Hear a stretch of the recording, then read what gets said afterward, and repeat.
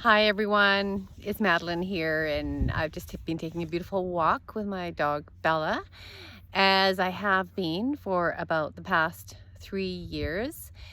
And I was taking some time to reflect on my own evolution and how that happens. So just to give you a little backstory, I arrived in a new town without a job about just before COVID, the September before COVID hit. During that time, I was getting everything set up, kids in school, and then it came time for me to work. And I assumed that I would easily find a job in my 50s. And very shortly after that was COVID. COVID set in. And I found myself in a new place without a job. Every lead I put out came up with nothing. I wasn't anticipating that.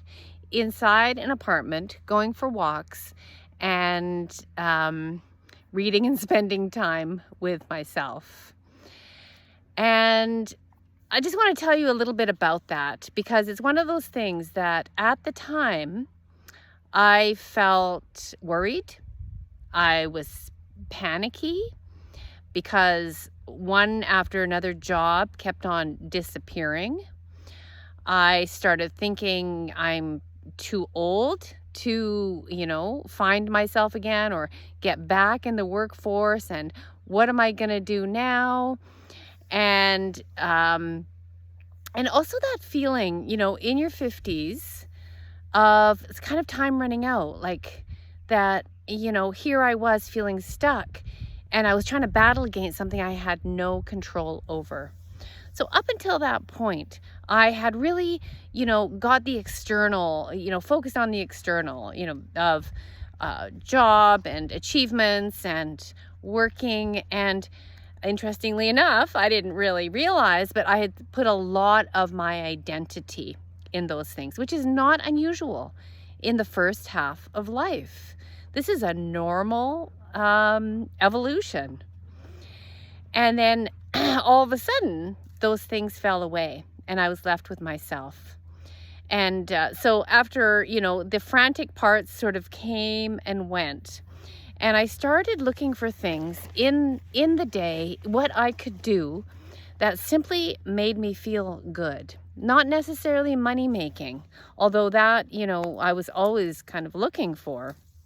And I started doing more reading, and I started writing again, which I've always loved to do.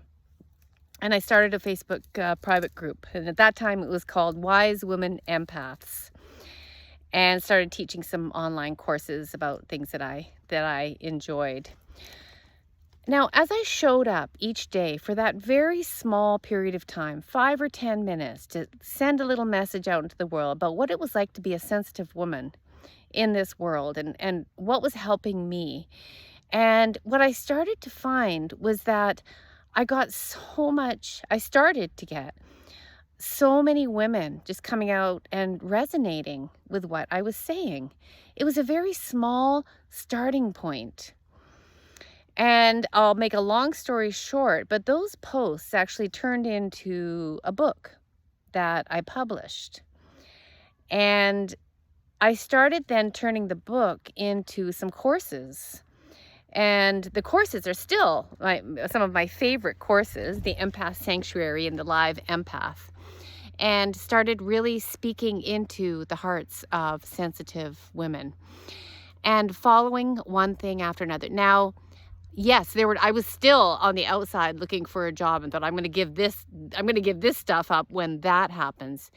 And it never came through. The right thing never came through. And in retrospect, I can be grateful. But going through that void when you've let go of one trapeze and the other one is not coming yet and you're kind of free falling, it can feel really scary, particularly for a woman at midlife. And I call midlife anything over 40. So I gradually followed those breadcrumbs, and I followed them because I really had no choice. A job opened up online where I was speaking to women and men with chronic pain. Strangely enough, turned out a lot of them were very sensitive people. And in fact, their central nervous systems were highly sensitized. And that became, a lifeline for quite a while, where I could speak and work and, and make some money. So following those small breadcrumbs opens you up into a world that feels like the call of your soul, which is what it feels like now. If I had had a job to go to, I would have taken it, because I was still in that place of producing, external focus, and I was completely disconnected. Not completely, but I was disconnected from myself, from my own body, which is also not unusual. Probably been disconnected since, I was a teenager. And following those little tiny things that light you up became a way. Now, whether you struggle with pain or chronic fatigue syndrome or depression or anxiety, this can be a path that leads you right deeply inside into yourself. And it can be a deeply, deeply healing path. It was for me, because I was focused on everything around me. It was my kids' problem. It was my husband. It was my marriage. It was my whatever, everything else, because I couldn't see that it was actually me. I wasn't causing the problems, but when I lit myself up, all those things seemed to disappear. So one thing led to another. I won't go into too much more detail, other than to say I learned a process that can expedite that whole period, where you can dive deep, release what needs to be released, the fear, the shame, the guilt, the conditioning, the beliefs, the whatevers that get in the way, so you can make space to welcome in the new. And the new is what is really connected with your soul, really connected with why you are here, your true contribution, your true piece of the puzzle, your true voice, that without it, this world is not complete. And I'm so grateful now for that process. And I want it to be shorter for other women, because it can feel torturous.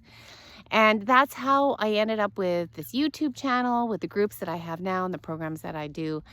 And I have time. I can relax in and receive the time that I have in between to rest and to walk and to sleep and to do the things in between, the space that I love. So that's what my journey's been like, and that's what led me right here. Lots of love to everyone. See you soon. Leave a comment, a question. Maybe you're struggling with the same thing. Let me know if this resonates with you.